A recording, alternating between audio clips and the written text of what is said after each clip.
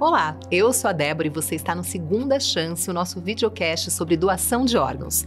Nós temos trazido muitas informações para tentar acabar com preconceitos e informações falsas sobre a doação de órgãos e aumentar a conscientização sobre o tema. A doação de órgãos é um ato de amor para superar. E nós precisamos falar sobre isso.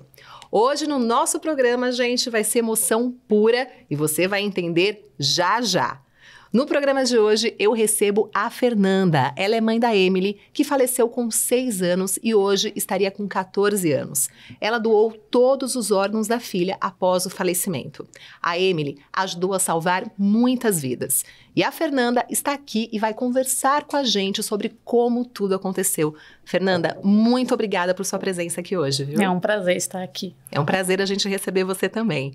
E contamos também com a presença da Rosângela, transplantada há 9 anos, que recebeu um órgão e tem uma nova vida desde então. Obrigada também, Rosângela, por contar a sua experiência aqui pra gente e por ter topado estar aqui hoje. Eu que agradeço por estar aqui falando sobre um tema tão importante. Sem dúvida. Olha, eu avisei que hoje ia ser pura emoção, então vamos começar ouvindo a história da Fernanda, que teve de tomar essa decisão difícil, mas de extremo amor e importância, em que na dor você precisa ter forças para ajudar outras pessoas que dependem de um órgão.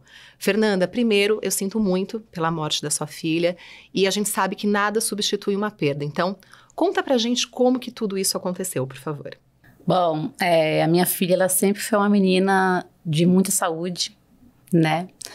Só que um certo dia, a gente foi passar o ano novo na casa da minha mãe, 2015, dia 1º de 2015.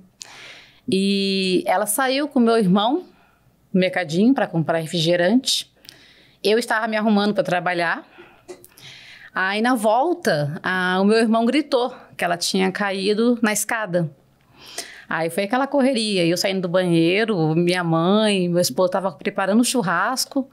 A gente chegou lá, ela caiu entre o corrimão, no meio do corrimão, na garagem. E ela bateu só a cabeça. Ela não teve nenhum arranhão, nem no braço, nem na perna, nem canto nenhum, só na cabecinha dela. E a cabecinha dela já inchou, já ficou um caroço. Aí, na hora, a gente já começou a pedir socorro para os vizinhos, que a gente não tinha carro nesse tempo. Só que os vizinhos não queriam ajudar, falou que não ia mexer. Mas mesmo a gente autorizando, não quiseram ajudar. Chamamos o resgate, chegou o corpo de bombeiro, levou ela para Santa Casa. No caminho, ela teve uma convulsão. Chegando lá, os médicos conversou com a gente, falou pra gente que o caso dela era grave, que tinha afetado o cérebro, quebrou o crânio e afetou o cérebro, que entre 10 crianças, 8 sobreviviam e uma não. Que não ia fazer a cirurgia nela. Mesmo a gente falando, não, a gente quer que faça cirurgia, já que precisa fazer. Aí eles falaram que não, que tinha que ver a recuperação dela de noite, para ver o que ia acontecer, se ela ia precisar ou não. E ela não podia vomitar, né? Tinha que dormir tranquila. A menina não dormiu. Ela ficou agoniada, ela gritava, ela chorava. Ela tinha vezes que ela nem me reconhecia. Aí eu fiquei com ela na UTI, no hospital. Ela veio dormir de manhã, umas 5h30, 6 horas, ela veio a dormir. Foi no horário que os médicos veio e falou que eu precisava sair durante, se eu não me engano, era 2 horas, que eles precisavam medicar os pacientes e tal, e nenhum pai podia ficar lá dentro. Como eu vi que ela tinha cochilado, que ela tinha dormido, no meu coração eu vi que ela estava bem. A enfermeira falou, mãe, você vai ter que ficar lá fora, esse horário, ou você aproveita para ir para casa, descansar um pouco, comer alguma coisa. Não, descansar não tem como, ver a filha naquela situação não tem como, né? Se ela tá dormindo, ela relaxou, ela tá bem, então eu vou para casa, né, vou comer alguma coisa. Nem para minha casa, fui na casa da minha mãe, que é mais próximo. No meio do caminho, me ligam. E eu escutei ela chorando. Ela gritando pelo pai. Só queria o pai. Chegando lá, eu atendi o telefone e tal, daí eu liguei pro meu esposo, ele tava no trabalho, ele nem avisou ninguém, ele pegou e saiu do trabalho e foi direto para lá. E aí, como eu vi que ela já tava com o pai, eu fiquei mais tranquila. Fui pra casa da minha mãe, almocei com a mãe, daí depois a mãe foi comigo na minha casa, pegar roupa pra ela, pegar roupa pra mim. Quando a gente chegou na minha casa, o telefone tocou de novo, aí já senti uma dor no peito. Falei, mãe, aconteceu alguma coisa. Ela, não, relaxa, ela tá bem, não aconteceu nada. Falei, aconteceu, o coração de mãe sente. Aí eu peguei, atendi o telefone do meu esposo, ele gritando, volta logo pro hospital, volta logo pro hospital. Falei, amor, o que aconteceu? Ele, não, volta logo pro hospital. Falei, não, pode falar que eu aguento. Aí ele falou, a Emily só queria me ver. Ela entrou em coma. Ela só quis se despedir de mim. E ela precisa fazer cirurgia urgente, já que ela precisa da sua autorização. E eu, onde eu moro, lá no Portal Alvorada, em Jacareí, é muito longe. De domingo não tem ônibus. Eu não conhecia ninguém, fazia pouco tempo que eu tava morando ali. Eu fiquei desesperada, sem saber o que fazer. Aí ele lembrou de um amigo dele de igreja, ligou pra ele e ele foi me buscar de carro. Chegando lá, foi só olhar pra ela lá em coma e esperar ela entrar no centro cirúrgico. E aí, menina, foi horas de cirurgia. Eu não lembro quantas horas que foi, só sei que foi muitas horas. Até que acabou a cirurgia, os médicos veio até a gente e falou, a sua filha está morta. Na hora eu não aceitei, eu gritei, eu falei que não, que a minha filha vai acordar, minha filha não está morta. Ele falou, mãe, ela vai ficar na UTI durante alguns dias para fazer os exames, vai em outros médicos de outros lugares para avaliar o caso dela, mas infelizmente a sua filha está morta. Aí foi aquele desespero, nós dois, não sabia o que fazer, ligava para um, ligava para outro. Até que chegou o dia 7. E eram os últimos exames que ela ia fazer. Para ter o exame final, o que estava acontecendo com a minha filha. Aí marcaram a reunião, eu e meu esposo. Falou que só queria nós dois, pai e a mãe. Chegando na sala, tinha muito médico, muito médico. Médico de outros lugares que a gente nunca viu na nossa vida. Aí falou, a gente fez os últimos exames, pai e mãe, e infelizmente a sua filha faleceu no dia 2 de janeiro de 2015. Foi a pior notícia da minha vida. Sinto muito. Nossa, o janeiro pra mim, eu nem gosto do mês de janeiro, eu tenho um pavor do mês de janeiro. Foi o dia em que eu perdi o amor da minha vida, da minha filha. Sinto muito, Fernanda, e pode tomar o seu tempo, aí eu imagino a emoção também. Se você puder contar pra gente, né, pode respirar aí tranquila, mas se puder contar pra gente como que foi depois de tudo isso, né, depois dessa fatalidade, infelizmente, como foi o processo de doação, né? É claro que ninguém pensa nisso, mas você tinha algo em mente sobre essa decisão? Não tinha nada. Eles deram notícia que ela tinha falecido e na hora já falou sobre doação. Aí eu falei que eu não ia fazer isso com a minha filha, que a minha filha estava viva, já queria correr para a UTI. A minha vontade que eu tinha de pegar ela dali e sair correndo. Sair daquele lugar. Para mim, minha filha estava viva. Aí eles não deixaram eu na UTI. Eles viram como eu estava. Eles não permitiram. Aí deixaram eu e meu esposo sozinhos nessa sala. Eu só lembro que a gente se abraçou, a gente chorou. Só sabia chorar. Aí chegou uma hora que a gente falou, a gente precisa conversar sobre o assunto. E a gente nunca tinha falado sobre esse assunto, sobre doação, que a gente nunca imaginou que a gente ia passar por isso. Né? Não passava nunca na nossa mente. Aí eu falei, eu não vou fazer isso com a minha filha, eu não vou fazer isso. Eu não vou deixar cortarem a minha filha, tirar os órgãos da minha filha. Aí meu esposo falou, mas não serve mais para ela. Ela não vai mais utilizar. Aí eu pensei no meu filho. Falei, meu filho tá bem hoje, tá sorrindo hoje, eu não sei o dia da manhã. Como ela também tava bem. Eu imaginei que ela ia cair daquela escada. Se eu imaginasse, eu não tinha saído de casa, só tinha ficado em casa. Aí eu pensei no meu sobrinho, na minha sobrinha, que tem a mesma idade que ela. É mesmo ano. Aí nós conversamos muito sobre essa doação. Nós pensamos nas crianças que sofrem, né? Nos pais que vê as crianças sofrendo, precisando de um coração, de um rim. Ficam na lista de espera. Ficam também, sofrendo também. Falei, eu não vou ter minha filha mais. Se eu enterrar ela assim, eu vou estar sendo muito injusta. Já que eu não posso salvar a minha filha, vamos salvar o das crianças. Foi isso que a gente pensou. Falei, vamos, meu amor, vamos salvar outras crianças.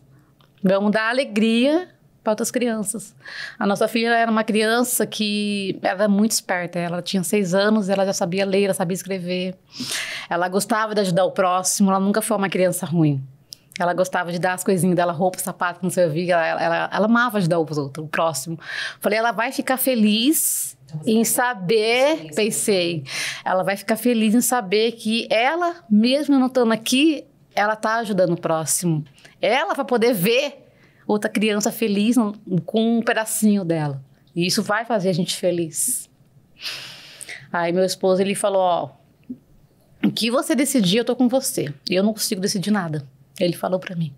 Eu não consigo pensar nisso, eu não consigo. Mas se você decidir doar, eu aceito. Se você decidir não doar, eu também aceito. Aí eu falei pra ele, não, eu vou doar. Eu vou doar porque eu sei que isso é o certo. Aí os médicos veio novamente conversar com a gente, perguntar o que a gente tinha decidido. Aí eu cheguei e falei pra ele, já que a minha filha não vai poder mais estar presente comigo, ela vai poder estar presente na vida de alguma criança. Eu aceito doar.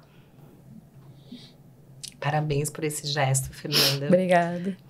Sinto muito novamente, né, pela história, mas parabéns por esse gesto e principalmente por você ter conseguido ressignificar, acho que um momento tão doloroso e tão difícil, muito né? difícil. E ter pensado principalmente no que a sua filha pensaria, em como ela agiria também em um momento desse, né? Foi isso que me deu força.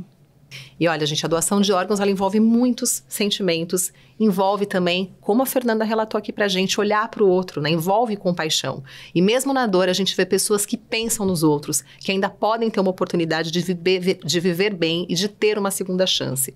Quem teve essa segunda chance também é a nossa outra convidada aqui, a Rosângela, que vai contar também a história dela pra gente agora. Rosângela, por favor. Bom, né, fiquei um pouco emocionada com a Fernanda, né? Nunca tinha tido contato com uma família doadora, né?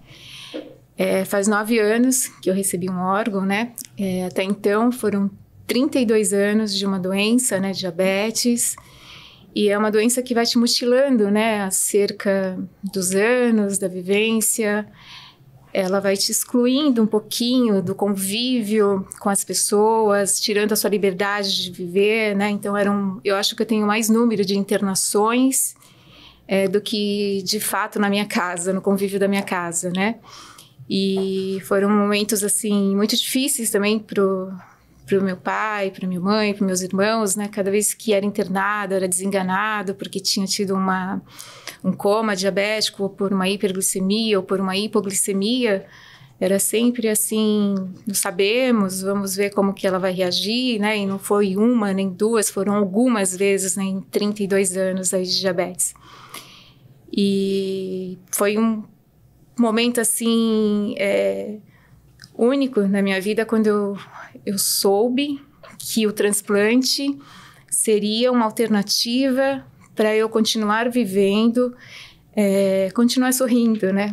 E hoje eu estou emocionada porque, assim, esse sim de uma família muda tudo na vida de quem está padecendo acerca de uma doença, que já não tem mais esperança e que às vezes é lamentar por ter nascido com uma doença e que, enfim, ela foi te mutilando ao longo dos anos, né? E esse sim mudou a minha vida, né? Esse sim hoje me fez renascer. São 9 anos que eu falo que eu sei o que é viver sem uma doença, que eu sei sorrir. Eu brinco que eu sou uma menina ainda.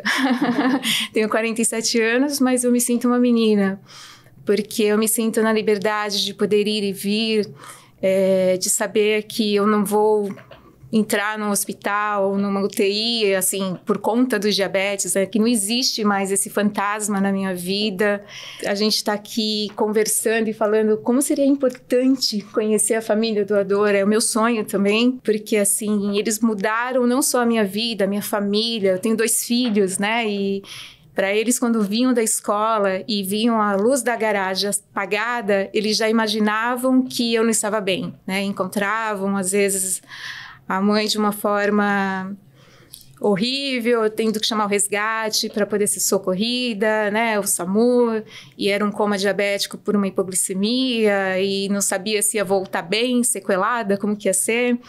E hoje eu acho que eu desfruto de um sim, assim, que é mais do que especial, de saber que é um momento, assim, tão difícil, tão, né, tão complicado, de tanta dor. E eu tô emocionada, não tem como.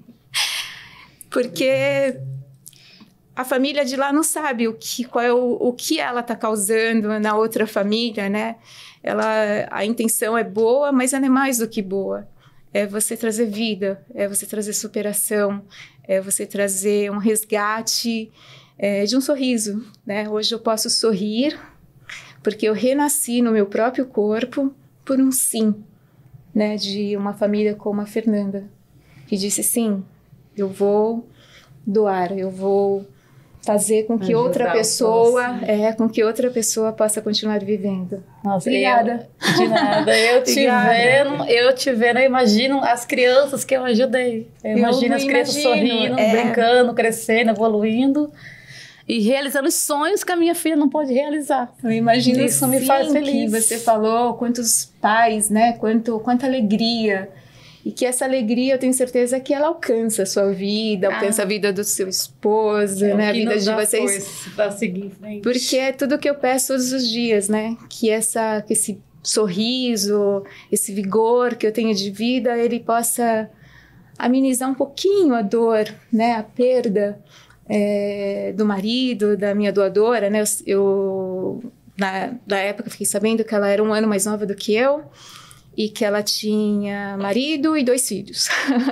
E eu peço por eles todos os dias. Eu falo que esse sim não venha alegrar só a minha vida, mas que ele possa alcançar de alguma forma, né? Eles saberem que, sei lá, quem sabe um dia desses aí da vida eu não encontre alguém deles e eu falo, olha, como valeu a pena ser forte, como valeu a pena esperar que esse sim pudesse vir e que eu pudesse sorrir novamente. Olha, gente, tá difícil segurar a emoção aqui, viu? Eu imagino para vocês que estão assistindo também. Mas a gente vai continuar aqui para tirar mais algumas dúvidas também. Rosângela, quanto tempo que você ficou? Você comentou um pouquinho como também era a sua vida antes do transplante, mas conta pra gente principalmente sobre esse tempo de espera, que eu imagino também que deve ser difícil, deve gerar muita ansiedade. E quanto tempo que você ficou até receber o órgão? Olha, como o meu foi o pâncreas, né, e não é uma cirurgia que é feita em todos os estados, né, do país e por grandes equipes, né, são poucas as equipes que fazem, eu fiquei 40 dias só, né, e eu sabia que quando eu fui chamada podia ser um teste, né, porque você é chamado, mas outras 2 pessoas, outros 2 pacientes são chamados, né, e na hora a gente faz uma avaliação de glicemia, enfim, pressão arterial, o estado geral como você tá, para saber se você é o possível receptor, né? E eu lembro que eu fui como se fosse para fazer um teste. Eu falei assim, bom, a primeira vez tinha relato de pessoas que iam 3, 4, 5 vezes, e enfim, a outra pessoa recebia e não ela, né? E de repente, fui eu, a escolhida daquele dia fui eu, né? E abençoada. E eu fui chamada para o centro cirúrgico e eu lembro que o meu médico já estava me esperando, muito feliz, né? Eu sou muito grata à equipe, né, que fez a cirurgia, a equipe que fez que recebeu o órgão, né, que foi lá retirar o órgão. O meu médico estava mais feliz, eu acho, do que eu, porque eu estava muito nervosa. Eu falava, meu Deus, é hoje. Como será isso, né? E no outro dia, quando eu acordei, eu já era uma nova pessoa. Eu já não precisei mais da insulina, né? O órgão, apesar de ser de um dia para o outro, ele já tinha respondido positivamente. E com toda certeza, o meu médico falou, ele era para ser seu mesmo, né? Ele veio exclusivamente para você. A gente nunca teve uma resposta tão positiva assim. Além do processo rápido ali, tudo né, da rápido, espera e de ter sido a primeira entrevista, já ter conseguido também. E eu lembro que, assim, a espera foi pouca, mas a adaptação a todo esse processo depois, ela não é tão fácil como a gente pensa. A gente pensa assim, é muito tranquilo, né? São 33 anos precisando tomar insulina, e de repente você começa a produzir a sua própria insulina, você tem um órgão que responde por você. Eu demorei um tempinho para o meu corpo entender isso. Tem uma adaptação ali também, né? Uma adaptação. E essa fase de adaptação foi incrível, porque eu me senti renascendo. Tinha dias que eu não acreditava, eu falava, mas eu lembro que eu ia para a porta da geladeira para pegar insulina. né? Ainda pelo hábito, né? Pelo hábito, uma 32 vida toda. anos, e eu falava assim, e eu ria sozinha, andava pela casa, falava, não, é inacreditável, né? E eu queria ficar fazendo o teste, né, de glicemia na ponta do dedo, que é horrível para quando você é diabético, você fala, ai meu Deus, que tortura. Mas eu queria fazer toda hora para ter certeza que, falava, como é isso, né? Não é possível. Enfim. E essa nova relação também com os filhos, né? Eu acho que também você trazer isso de como mudou também, Mudou né? totalmente. Essa relação com eles, esse medo que eles tinham ali também, né? De chegar em casa e não saber como você estaria. De ir no mercado, e se eu demorar um pouco é porque a minha mãe encontrou alguém na rua e ficou falando, não é porque ela passou mal, porque assim, eu tinha minutos e segundos para voltar para casa. Se eu fosse até a padaria e não voltasse em 5 minutos, aconteceu alguma coisa. Pode ir atrás porque ela passou mal, né? E isso mudou totalmente. Eu me sinto uma menina descobrindo a vida ainda. Eu tô com 9 anos de transplante e eu ainda estou descobrindo a vida. Eu fiz uma viagem sozinha no ano passado e eu tive muito medo, porque eu nunca viajei sozinha, né? Eu sempre fui... Chegou um período da vida que eu era dependente de terceiros. Se eu não tivesse alguém cuidando de mim, eu não podia sair porque eu corria o risco de passar mal. E ir sozinha me deu uma ansiedade absurda. Eu estava no aeroporto e eu falava, não, você não pode ir sozinha. E aí depois, sorrindo, acho que as pessoas pensavam, é meio maluca essa pessoa, né? E a adaptação, ela ainda continua. Eu estou com 9 anos, né? E são 9 anos de vida. De vida com um sorriso, de vida com gozo, com alegria e com muita gratidão à família doadora. Muita gratidão. Muita gratidão de saber que no momento, né, e sentindo agora, né, essa vibração aqui, essa emoção da Fernanda, eu mais do que sou grata, porque assim, é simplesmente fantástico. É um milagre você poder sorrir porque um dia alguém resolveu, sem te conhecer, sem saber quem você era, dizer sim, é um milagre. É um milagre na Terra. E é muito emocionante, né? Pra gente escutar essa história de vocês, ainda mais vocês duas juntas aqui. Então, muito obrigada mesmo, viu, gente? E olha, sabendo hoje que a decisão é da família quanto à autorização, eu queria que vocês dessem um recado, começando primeiro pela Fernanda. Que recado você dá, Fernanda, para as famílias brasileiras que estão nos ouvindo? Primeiro eu quero falar que quando eu e meu esposo resolvemos fazer a doação de órgãos, muitos foram contra a gente.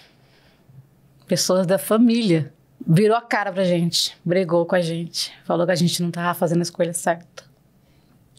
No momento que a gente mais precisou de apoio, muitos decepcionaram a gente.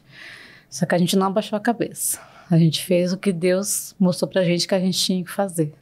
Esse caso de doação de órgão é um assunto assim que não é fácil. Não é fácil de compreender.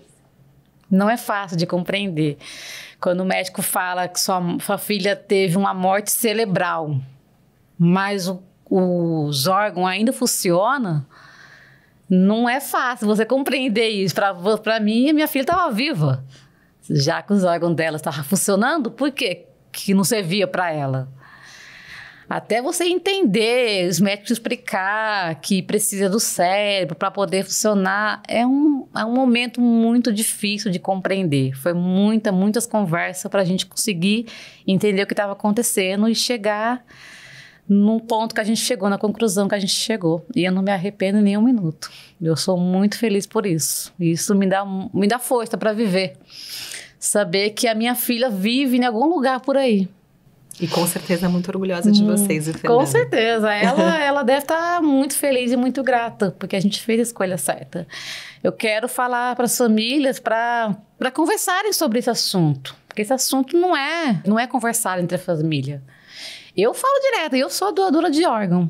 Quando acontecer isso comigo, eu quero ajudar o mundo, se eu puder. Eu sou doadora de órgão com muito orgulho. E eu incentivo. Eu tenho um grupo de doação, incentivando, né? Nas redes sociais, Nas redes sociais, sobre doadores e receptores. E eu tô muito feliz em estar aqui junto com a receptora. Nossa, mexeu muito comigo. Parece que a gente se conhece há anos.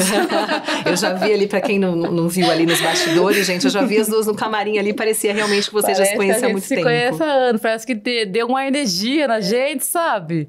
Não é a criança que a minha filha ajudou. Eu ajudei não, a minha filha ajudou. Mas me passou uma paz, sabe? Isso é muito bom, é muito bom. E eu queria que as famílias não tivessem medo de falar sobre esse assunto. Esse assunto é muito importante. Se você não pode salvar uma pessoa que você ama, salve em outras vidas. Você vai estar fazendo muito bem ao próximo. E fazer o bem sem olhar quem. Exatamente, Fernanda. Nossa, olha, obrigada pelas palavras, obrigada pela história. Eu tô aqui emocionada também. Tá difícil de conduzir esse podcast aqui, esse videocast até o fim, viu, gente? Muito obrigada, principalmente por você estar aqui, contar a sua história, né? Deixar essa mensagem. Eu acho que só isso já traz todo esse exemplo. E para as famílias também que talvez ainda tenham dúvida, repensarem isso e tentar ressignificar um momento como esse, né? A trazer o amor através desse momento de dor. Então, parabéns pelo seu gesto. Muito obrigada por compartilhar a sua história com a gente também. Muito obrigada, eu que agradeço. Eu sou muito grata por estar aqui, por receber esse convite para poder falar sobre esse assunto. É um assunto que deve ser conversado entre todos. Temos que doar amor, né? Do amor ao próximo. Exatamente. Rosângela, eu vou pedir também para você deixar a sua mensagem, o seu recado para as famílias brasileiras, para quem está na lista de espera, para quem também espera, ainda aguarda um ato, um gesto de amor como esse. Olha, eu diria para as famílias, né, assim, doar. Doe órgãos, doe vida, doe sorrisos, né? Porque um órgão muda a história de vida, não só de quem está esperando, aguardando o órgão, mas de toda uma família, né? Então, converse com seus familiares, diga que você é doador de órgãos, né? Eu sou o resultado de um transplante bem-sucedido, né? E eu posso hoje agradecer, sorrir ao sim de uma família, assim como a Fernanda tem algumas crianças, ou de repente até adultos, a gente não sabe, sorrindo e felizes, porque a Fernanda um dia disse sim. Fernanda, meus parabéns, e eu sou muito grata. E que você possa, com certeza, influenciar muitas famílias, para que muitas Rosângelas, muitas Anas, muitos Antônios e tantas pessoas que estão aguardando numa fila de transplante possa sorrir e possa ser grata, assim como eu sou. Sou muito grata, estou muito feliz de te conhecer. Eu também amei te conhecer. Nossa, obrigada. Muito obrigada, gente. Olha, com esse momento lindo aqui, a gente chega ao fim de mais um episódio e encerramos o nosso videocast Segunda Chance. Quem nos acompanhou desde o início pode saber mais sobre a doação de órgãos, a importância desse ato de amor e como ajudar quem mais precisa e como levar o Brasil a ter melhores índices de doação de órgãos. Eu quero agradecer a participação super especial das nossas convidadas que contaram essas histórias lindas de dor, de luta e de amor também. Nós ficamos por aqui. Eu agradeço a cada um de vocês que nos acompanhou aqui no Segunda Chance e que compartilhou também o nosso conteúdo. Relembrando, diga sim à doação de órgãos e tecidos, converse com a sua família. Para mais informações, acesse www.gov.br/doação de órgãos. Muito obrigada de novo, gente. Obrigada.